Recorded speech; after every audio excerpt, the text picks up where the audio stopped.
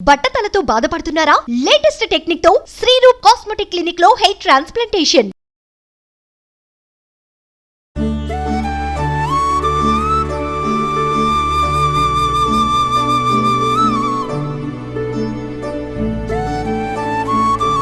వర్షాకాలపు సాయంకాలాలు లేదా శీతాకాలపు సాయంకాలాలు ఏదైనా వేడివేడిగా చేసుకోవాలనిపిస్తుంది. పకోడీలు, బజ్జీలు రకరకాలు చేసుకుంటాం. వీటిలో స్పెషల్గా చేసుకోవాలనిపించేది మిర్చి బజ్జీలు. ఏదో సందు చివర కొట్టుకో ఎక్కడో వెళ్తే దొరికేస్తాయి. అయితే మనమే చేసుకుంటే గొప్ప సరదాగా ఉంటుందండి. బయట అయితే ఒక 3 తినేసరికి మన పని అయిపోతుంది. 4ది 5ది అసలు ఆశే లేదు, అన్ని తినలేకపోతాం. అండ్ ఇంట్లో ఉన్న పెద్దవాళ్ళు మిస్ అయిపోతారు. బయటకు వెళ్ళిన కుర్రవాళ్ళు మాత్రమే తింటారు. సో ఇంట్లో ఉన్న పెద్దవాళ్ళు, బయట తినే అలవాటు ఉన్న పిల్లలు, కుర్రాళ్ళు అందరూ కూడా ఇంట్లోనే చేసుకుంటే ఒక 1/2 కిలో మిరపకాయలతోటి ఎంత బాగా ఎక్సలెంట్గా మిర్చి బజ్జీలు చేసుకోవచ్చో ఒకసారి ఆలోచిస్తే భలే సరదాగా ఉంటుంది. దీనికి బెస్ట్ మెథడ్ ఏంటంటే, ముందు రోజు తెచ్చుకుంటే కనుక పచ్చిమిరపకాయలు చాలా బాగుంటుంది. ఫ్రిడ్జ్లో ఉన్న బజ్జీ మిరపకాయలతోటి కనుక మనం మిర్చి బజ్జీలు చేసుకుంటే ఎక్కువ కారం ఉండదు, రుచి బ్రహ్మాండంగా ఉంటుంది. ఫ్రిడ్జ్లో పెట్టడం వల్ల కారం కొంచెం తగ్గిపోతుంది. సరే, ఇందులో ఏంటంటే మిరపకాయల్లో ఫిల్లింగ్ ఒక్కొక్కళ్ళు ఒక్కొక్క రకంగా చేస్తారు. కొంతమంది ఇటీవల కాలంలో నేను తిన్న చోట అయితే ఒట్టిగా నిమ్మరసం రాశారు అంతే, కాయల లోపల ఏం కారంగా లేవు, టేస్ట్ బాగుంది. కొంతమంది ఏమో చింతపండు వాము కలిపి పెడతారు. చింతపండు, శనగపిండి, వాము కలిపి పెట్టేవాళ్ళు కొంతమంది. అసలు ఏమీ అక్కర్లేదండి, అలాగే శనగపిండిలో మించి అలాగే వేసేసినా కూడా బ్రహ్మాండంగా ఉంటుందంటారు. మనం ఏదో ఒక మెథడ్ యాప్ చేసుకుని తయారు చేసుకోవటం. పైగా నేను ఇలాగే చేస్తా అని అనకుండా ప్రతిసారి ఒక కొత్త మెథడ్ని కనుక తీసుకుంటుంటే ఏ మెథడ్ చాలా బాగుందో ఆ మెథడ్ని ఫాలో అయిపోతూ ఉండొచ్చు. ఎవరికైనా సలహా చెప్పచ్చు కూడా. చూద్దాం, ఇవాళ మిర్చి బజ్జీలు చేద్దాం. చాలా సింపుల్ అండ్ ఈజీ, ఏం పెద్ద వ్యవహారం ఏం లేదు. 1 కప్పు శనగపిండి, కప్పు శనగపిండిలో ఒక 2 స్పూన్ల బియ్యపిండి వేస్తే సరిపోతుంది. నేను చేతితోటే వేస్తాను చూడండి. అయితే కొంచెం ఈ రెండింటిని జల్లించుకున్నా, బాగా చేతితోటి కలగలుపుగా కలుపుకున్నా బాగుంటుంది. ఇలా కలిపేసేయకూడదు, నీళ్ళు పోసేసి దీన్ని బాగా కలవనివ్వాలి. జల్లెట్లో పోసి మనం కేక్ చేసేటప్పుడు జల్లిస్తాం చూడండి, అట్లా జల్లిస్తే బ్లెండింగ్ బాగుండి చక్కగా మంచి కరకరలాడుతూ వస్తాయి. ఇందులో ఏం చేస్తాము, జనరల్గా అందరూ చేసేదే మొదట ఉప్పు, తర్వాత చిటికెడే వాము, ఎక్కువ వద్దు, చాలా కొంచెం సరిపోతుంది. ఈ వాముని కొంచెం నలిపి వేస్తే సరిపోతుంది. అయితే నేనేం చేస్తున్నానంటే 1 చిటికెడు సోడా ఉప్పు వేస్తున్నాను. ఇది ఎంత తక్కువ వేసుకుంటే అంత బెటర్ అండి. ఎక్కువ వేసిన కొద్దికి పిండి చాలా క్యాచ్ చేసేస్తుంది, తర్వాత దాహం వేస్తుంది కూడా. 1 చిటికెడు ఇంగువ వాసన బాగుంటుందండి. అండ్ ఈ శనగపిండి అరగడానికి ఇవి బాగా యూజ్ అవుతాయి. జనరల్ బజ్జీలు, పకోడీలు అయితే మనం కాస్త అల్లం వేసేస్తాం కదా, ఇందులో అల్లం అక్కర్లేదు. ఎందుకంటే మిరపకాయలని అల్లం డామినేట్ చేసేస్తుంది, అందుకని అది వేయకూడదు. అయితే దీని సంగతి చూద్దాం. దీన్ని కొంచెం లూజ్గా కలుపుకోవాలి. పిండి కలిపేసాం, పక్కన పెడతాను. పచ్చిమిరపకాయలని స్లిట్ చేయండి చివరి దాకా. ఒకవేళ మీకు కారం పడకపోతే చేతులు కొంచెం నూనె రాసుకొని చేయండి, అప్పుడు ఈ మిరపకాయల కారం మన చేతికి అంటదు. ఇందులో నుంచి ఈ మిరపకాయల గింజల్ని మాత్రం తీసేద్దాము. గింజలను తీసేసేయటం మొదటంతా ఈ పని కాసేపు. ఒకవేళ మనకి టైం ఉంటే ఈ గింజలు తీసేసిన కాయలను ఎత్తి ఫ్రిడ్జ్లో పెట్టేయండి. 1 గంట 2 గంటల తర్వాత తీసి బజ్జీలు వేసుకోవచ్చు.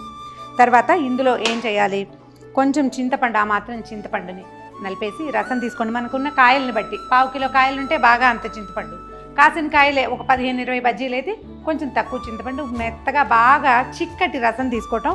అందులో కొంచెం వాముని మనం అప్పడాల కర్రతోటి కొద్దిగా నలిపేసి కలిపేసుకోవటమే. 1 చిటికెడు ఉప్పు వేసేస్తే, అంటే చింతపండు వాముకి సరిపడా ఉప్పు వేసుకోవటం. ఆ గుజ్జుని ఈ కాయల లోపల ఫిల్ చేసేసేయండి. మరీ టైట్గా చేయొద్దు, కొంచెం ఫిల్ చేస్తే సరిపోతుంది.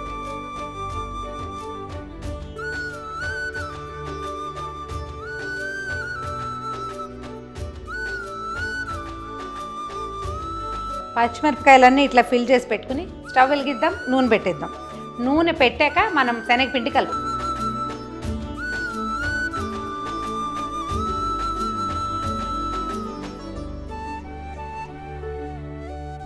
నూనె కాగింది. కాగిన నూనె ఒక గరిటెడు నూనెలో వేసుకుందాం. కొంచెం వేడి నూనె వేస్తే బాగుంటుంది, పిండి టెక్స్చర్ చక్కగా కుదురుతుంది.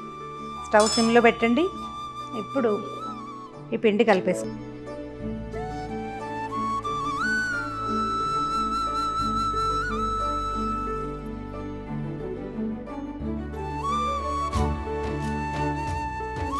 ఈ మాత్రం పలచదనం సరిపోతుంది. మరీ గరిటెజారుగా ఉంటే ఎక్కువ రన్నీగా ఉంటుంది.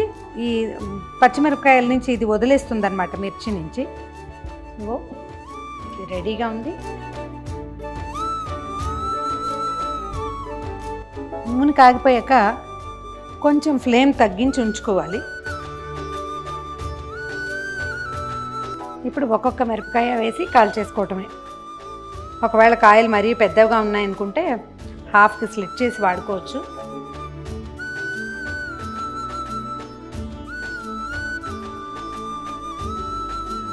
ఒకవేళ మనం దీంతో కట్ మిర్చి బజ్జీ చేసుకోవాలి అని సరదా కనుక ఉంటే, అంటే ఇంకో కొంచెం కొత్త ఎసెన్స్ని యాడ్ చేయాలంటే వీటిని ఏం చేయాలి, కొంచెం లేత వేపే తీసేసి పక్కన పెట్టుకోవాలి. వాటిని కట్ చేసి మళ్ళీ డీప్ ఫ్రై చేయాలి. దాని మీద కొంచెం చాట్ మసాలా చల్లుకుంటే చాలా బాగుంటుంది.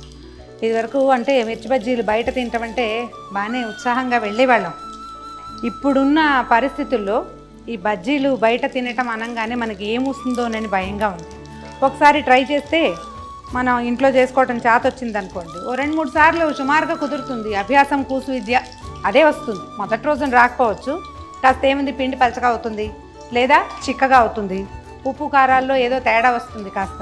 దాన్ని కొంచెం సెట్ చేసుకుంటే తర్వాత మళ్ళీ మనం చేసేసుకోవచ్చు. ఈ మిర్చి బజ్జీలకి లావు బజ్జీలు బజ్జీకాయలు ఒకటి దొరుకుతాయండి, చాలా లావుగా ఉంటాయి. చూడ్డానికి పెద్ద గంభీరంగా కనపడుతుంది కానీ అందులో పెద్ద కారం ఏమి ఉండదు. ఒకవేళ నచ్చబాటుగా ఉంటే అవైనా తెచ్చుకోవచ్చు. కట్ మిర్చి బజ్జీకి అది చాలా బాగుంటుంది. లావు పట్టు పెట్టిన బజ్జీలు చేస్తామా, తర్వాత వాటిని కట్ చేసుకుని వేయిస్తే మన భోజనాలప్పుడు సైడ్ డిష్గా బెండకాయ ఫ్రై లాగా ఉంటుందన్నమాట. చేసుకోవచ్చు, బాగుంటుంది.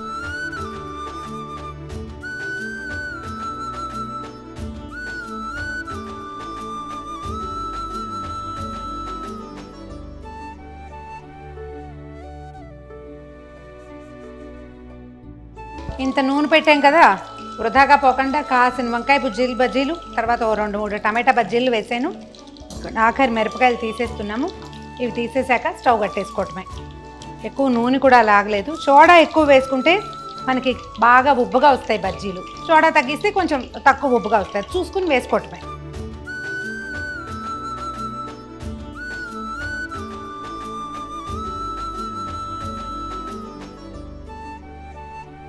వేడివేడి మిర్చి బజ్జీలు రెడీ. ఒక పావు గంట సేపు కనుక దీని మీద స్పెండ్ చేస్తే తర్వాత ఒక అరగంట సేపు ఆనందంగా తినడానికి సమయం పూర్తిగా సరిపోతుంది. ఈ వీడియో కనుక మీకు నచ్చినట్లయితే లైక్ చేయండి, షేర్ చేయండి.